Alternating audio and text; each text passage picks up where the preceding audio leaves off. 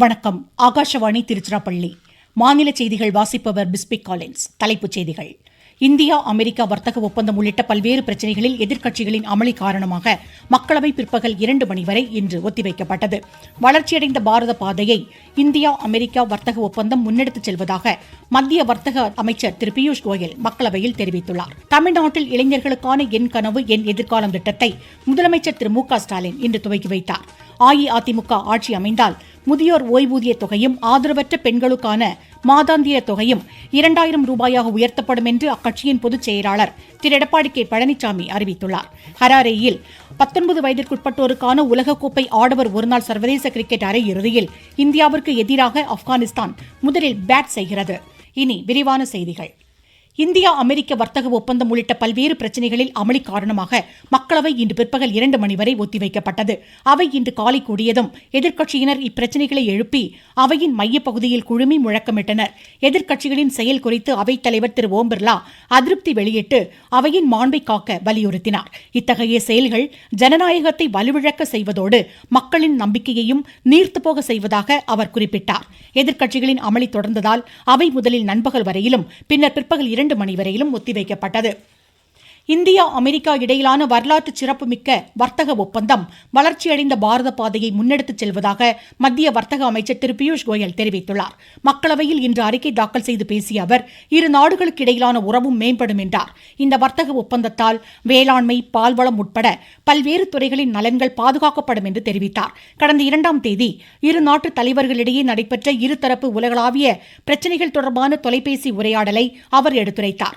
இதன் ஒரு பகுதியாக இந்தியாவிலிருந்து அமெரிக்காவிற்கு ஏற்றுமதி செய்யும் பொருட்களுக்கான வரி 18% குறைக்கப்படும் என்று அதிபர் டிரம்ப் அறிவித்ததையும் சுட்டிக்காட்டினார். பிற நாடுகளின் மீது அமெரிக்கா விதித்த வரியை காட்டிலும் இது குறைவாக இருப்பதால் அமெரிக்க சந்தையில் இந்தியாவின் ஏற்றுமதிக்கான போட்டிக்கான வாய்ப்புகள் பெருகும் என்றார்.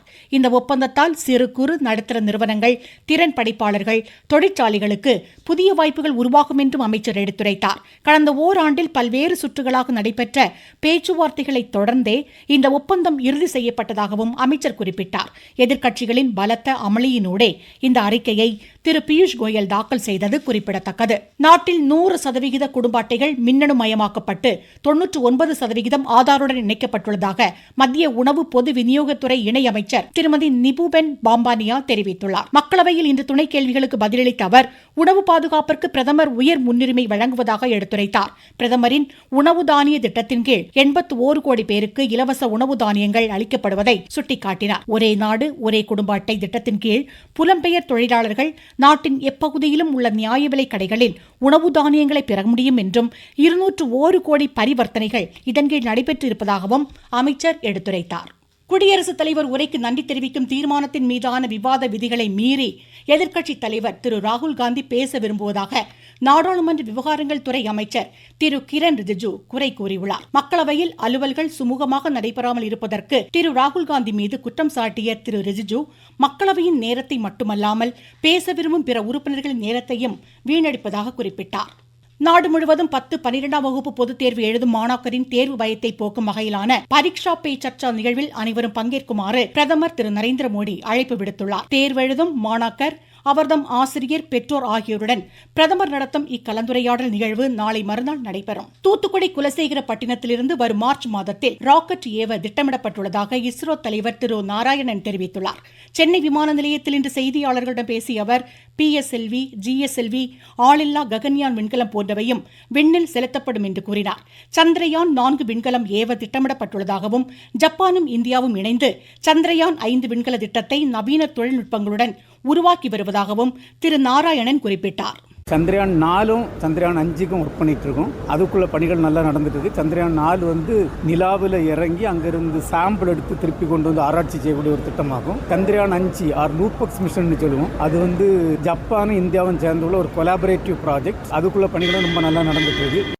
நீங்கள் கேட்டுக்கொண்டிருப்பது ஆகாஷ்வாணியின் மாநில செய்தி அறிக்கை. ஊரக வளர்ச்சிக்கான புதிய அத்தியாயம். வளர்ச்சி அடைந்த இந்தியாவிற்கான ஊரக வேலைவாய்ப்பு உறுதி மற்றும் வாழ்வாதார சட்டம். இந்த சட்டம் ஆண்டிற்கு 125 நாட்கள் வேலையை உறுதி செய்கிறது.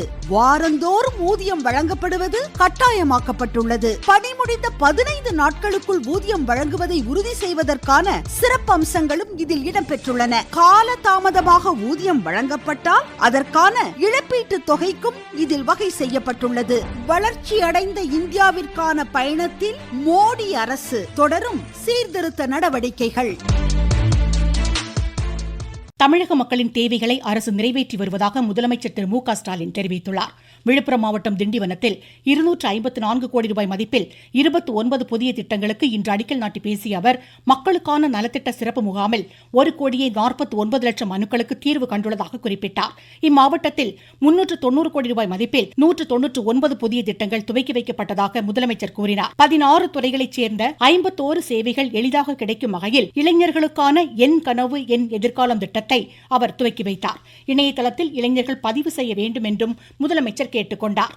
சமூக பாதுகாப்பு திட்டத்தின் கீழ் 1,80,000 புதிய பயனாளிகளுக்கு நலத்திட்ட உதவிகளை அவர் வழங்கினார். திருச்சியில் நடைபெற்ற விழாவில் மாநில அமைச்சர்கள் திரு கே என் நேரு, திரு அன்பில் மகேஷ் பொய்யாமொழி ஆகியோர் பயனாளிகளுக்கு நலத்திட்ட உதவிகளை வழங்கினர். சென்னை அண்ணா பல்கலைக்கழகத்தின் 46வது பட்டமளிப்பு விழா தமிழக ஆளுநர் திரு ஆர் என் ரவி தலைமையில் இன்று நடைபெற்றது. 863 பேர் ஆளுநரிடமிருந்து நேரடியாக பட்டங்களை பெற்றுக் கொண்டனர். தமிழ்நாட்டில் அஇஅதிமுக ஆட்சி அமைந்தால் முதியோர் ஓய்வூதிய தொகையும் ஆதரவற்ற பெண்களுக்கான மாதாந்திர தொகையும் 2,000 ரூபாயாக உயர்த்தப்படும் என்று அக்கட்சியின் பொதுச் செயலாளர் திரு எடப்பாடி கே பழனிசாமி அறிவித்துள்ளார். சென்னையில் இன்று செய்தியாளர்களிடம் பேசிய அவர், மாணாக்கரின் வங்கிக் கல்விக் கடன் தள்ளுபடி செய்யப்படும், அரிசி குடும்ப அட்டைதாரர்களுக்கு ஆண்டுக்கு 3 சமையல் எரிவாயு சிலிண்டர் இலவசமாக வழங்கப்படும், ஜல்லிக்கட்டு உயிரிழப்போரின் குடும்பங்களுக்கு 10 லட்சம் ரூபாய் நிவாரணம் வழங்கப்படும், மாற்றுத்திறனாளிகளின் கூட்டுறவு வங்கிக் கடன்கள் தள்ளுபடி செய்யப்படுவதோடு சிறுபான்மையின மகளிர் சுய தொழில் தொடங்க வட்டியில்லா கடன் வழங்கப்படும் என்றும் கூறியுள்ளார்.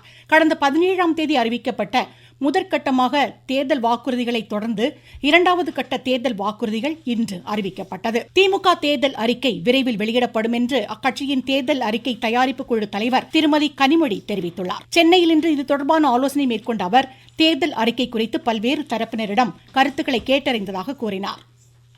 உலக புற்றுநோய் தினம் இன்று கடைபிடிக்கப்படுகிறது. புற்றுநோய் வராமல் தடுப்பது, ஆரம்ப நிலையிலேயே கண்டறிந்து சிகிச்சை பெறுவது தொடர்பான விழிப்புணர்வை பொதுமக்களிடையே ஏற்படுத்தும் வகையில் ஆண்டுதோறும் இத்தினம் கடைபிடிக்கப்படுகிறது. புற்றுநோயால் பாதிக்கப்பட்ட ஒவ்வொருவரும் தனித்துவம் வாய்ந்தவர் என்பதே இந்த ஆண்டின் கருப்பொருளாகும்.